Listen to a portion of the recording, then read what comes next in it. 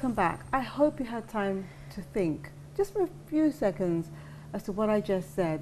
A lot of us as adults, things happen to us. We don't learn from those experiences. We just move on. And then when our children do the things that we do, instead of saying, well, I'm going to support them, we treat them the way that our parents treated them, when really all we wanted at that time was support. I think we also have to think about loving our child to the extent that we should be able to talk to them.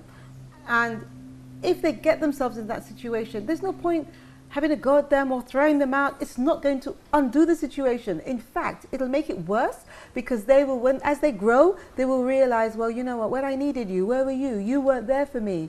And you don't even know, because it might be that grandchild that looks after you when you get older. So you think about all these things. We are guilty of being, I wouldn't say hypocrite in that term, but we just don't think about what happened to us, so that if someone else asks for our help, that we...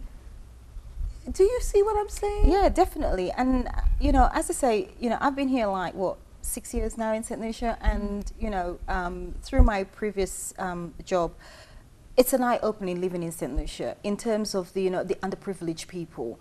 You know, you find out they're stuck in a rut at the end of the day, because, you know, no, as I say, you know, it comes down to, you know, guidance. No one to push them, no one to guide them, no one to direct them in the right direction, so to speak. I mean, there was one experience I had in terms of a young girl, mother, had X amount of children. I mean, X amount of children. She got pregnant when she was, I think her first child was at the age of, what, 14, something like that. And gradually she had more and more, obviously, different fathers. Her children came, and the first one got pregnant more or less at the same age as she got pregnant.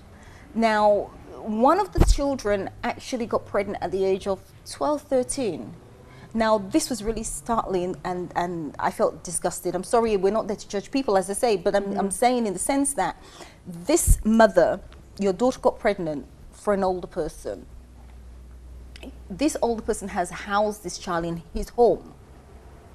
Where is social services? Where are what's the government doing about this? Do you see what I'm saying? Now, to the family around, the siblings, the aunties, whatever, it's the norm. You may be wondering, what are these two ladies talking about? We thought we were listening about Caribaid Foundation and helping people, but the reason why we're doing it this way at this time is because we need you to think about how you can help. Your attitude really helps this situation. There are going to be young people who are listening to us right now who are in these kind of situations, and they're stuck because they're being threatened perhaps by the people who are doing injustice to them. They're stuck because they do want to speak to their parent or their caregiver or someone about it, but they feel that you know, that adult is unapproachable. So I think it's important that people understand that as two individuals here and now, we not only think about the Caribaid Foundation and what we can do to people, but how can we help the attitudes of the people who are maybe watching? Well, first of all, I mean, you cannot be distant and be a stranger to your children, clearly. And you should be able to sit down and communicate. And this is one of the things I realized that some you know, household lack of is communication. There is no communication, they have no one to turn to. Everything is kind of embedded inside this person. They can't speak to mum because mum is going to get aggressive, mum is going to kill me, you know, whatever the case may be. Not just that, but then, you know, they're the victim, and then the person who's actually enforcing themselves on them has threatened them also. So, you know, it's like, oh my God, if I go and say, this person will do this to me, will do that to me. It's easier said than done. We're sitting here, we're discussing this and said, look, you know, despite what they say to you, come and find one of us, contact one of us, and we will speak to, you know, to your parents, what have you. I know it's easier said than done. But then I suppose it depends on the length of the threat, you know, the severe of the threat. And you know, this is why most teenagers will not speak. But you know what? But then, you know, they can actually go to the police. They can go to social services. But I think if there's anyone in that situation, any young person in that situation, what they need to know is that you have time, you as in Caribaid Foundation, your counsellors, have some time to be with them. Right. Not they don't want to think that, oh, if I come, you're going to report them. Yeah. I think they need that safe haven first. Right. It's about being, confidential with the information that they give to us. Yes, but I'm trying to reassure those out there that Caribaid Foundation's counsellors will see it as a place where they are safe, that they can come and speak to you confidentially and at the pace that they're going to be happy with, that they're not going to be forced to do anything that they don't want to do. Exactly. And they're not going to be forced to do something that they're not ready to deal with.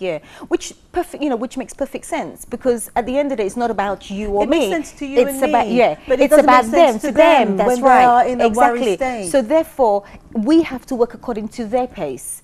Once we sit, we mediate with them, we speak to them, we give them the affection, the information, the knowledge, everything else that they need to know, the encouragement as well, to boost them up in terms of getting to the point where they feel that they're strong enough to be able to reveal the information to whoever they need to reveal the information to. Yes. Thank you. Thank you, Zephrina. I need to go to the break, but when we come back, some more. Please do.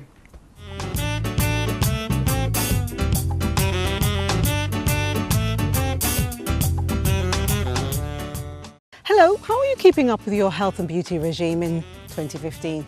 Here's an incentive. Leah's Holistic Day Spa, well, she's offering a wonderful free treatment, and all you have to do is name 2 of her treatments. It's as easy as that. Name 2 of her treatments. Send your answer to giveaways@dolorfactor.com and do that by the 5th of February, and we'll give you the answer on the 15th of February. Can't be easier than that. Good luck.